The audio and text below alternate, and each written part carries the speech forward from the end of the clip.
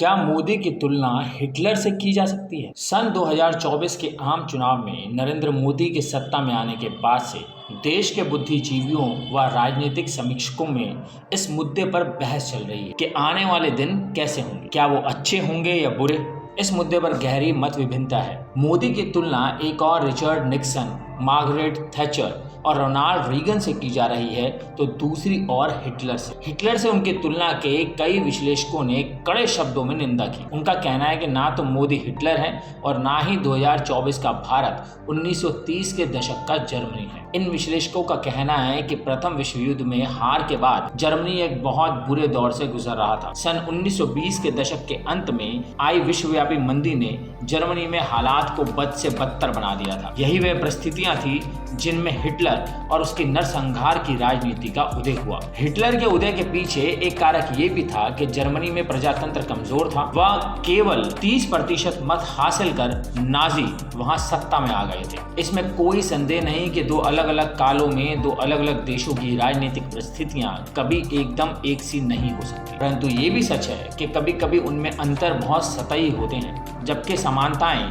मूलभूत होती हैं। ये सही है कि भारत को उस तरह का अपमान बर्दाश्त नहीं करना पड़ रहा है जैसा कि जर्मनी को प्रथम विश्व युद्ध में करना पड़ा था, परंतु ये भी सच है कि पिछले कुछ वर्षों में अन्ना हजारे के आंदोलन से शुरू कर अरविंद केजरीवाल की आप पार्टी आदि ने देश की जनता में निरंतर दुष्प्रचार और आम लोगों की भागीदारी में व्यापक आंदोलन चलाकर अन्ना हजारे ने वर्तमान व्यवस्था के प्रति गंभीर अविश्वास और आक्रोश का माहौल पैदा किया। शासक दल की विश्वसनीयता को गहरी चोट पहुंचाई। केजरीवाल ने नागरिक समूहों की सहायता से शासक दल की विश्वसनीयता को और गिराया। जहां तक प्रजातंत्र का सवाल है, भारत में प्रजातंत्र अभी भी विकास के दौर में है। यह पूरी तरह से परिपक्व नहीं हुआ है। एक और प्रजातंत्र के प्रति जागरूकता बढ़ रही है और लोग पहले से कहीं अधिक संख्या में मत दे रहे हैं, जो कि एक सकारात्मक परिवर्तन है। दूसरी ओर शासन के वेस्टमिंस्टर मॉडल ने भारतीय प्रजातंत्र के प्रतिनिधित्व चरित्र को कमजोर किया है। जर्मनी में नाजी केवल 30% वोट पाकर सत्ता में आ गए थे।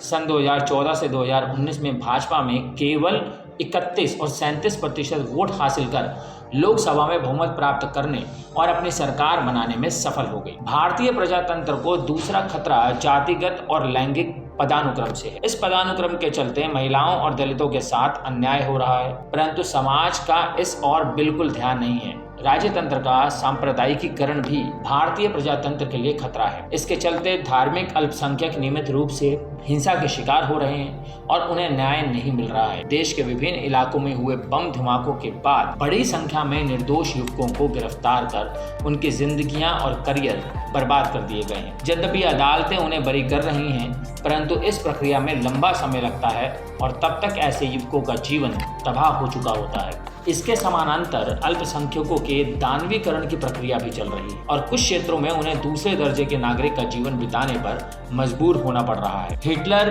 यहूदियों और संसदीय प्रजातंत्र के प्रति अपनी घृणा को सार्वजनिक व खुले रूप में व्यक्त करता था। मोदी यद्यपि ऐसा नहीं करते, तथापि वह हिंदू राष्ट्रवादी के हामी हैं और हिंदू राष्ट्रवाद की मूल अवधारणाओं में से यह एक है कि केवल हिंदुओं को ही देश का नागरिक होने का हक है। विदेशी धर्मों जैसे कि इस्लाम और ईसाईयत के मानने वालों को हिंदू राष्ट्र के लिए खतरा समझा जाता है। आरएसएस के सबसे प्रसिद्ध विचारक एमएस गोलवलकर ने अपनी पुस्तक अ बेंच ऑफ थॉट्स में हिंदू राष्ट्रवाद को परिभाषित किया है। मोदी इस विचारधारा में यकीन करते हैं और यह विचारधारा हिटलर की विचारधारा से काफी हद तक मिलती जुलती है। हिटलर द्वारा यहूदियों के कत्लेआम को जायज और प्रशंसनीय ठहराते हुए मोदी के वैचारिक गुरु गोलवलकर लिखते हैं, अपने राष्ट्र और संस्कृति की शुद्धता को बनाए रखने के लिए जर्मनी ने अपने देश के यहूदियों से मुक्त कर दुनिया को चौंका दिया। यह राष्ट्रीय गौरव का उच्चतम प्रकटीकरण है। जर्मनी ने ये दिखा दिया है कि जिन नस्लों व संस्कृतियों के बीच मूलभूत अंतर होते हैं उन्हें एक राष्ट्र के रूप में संगठित करना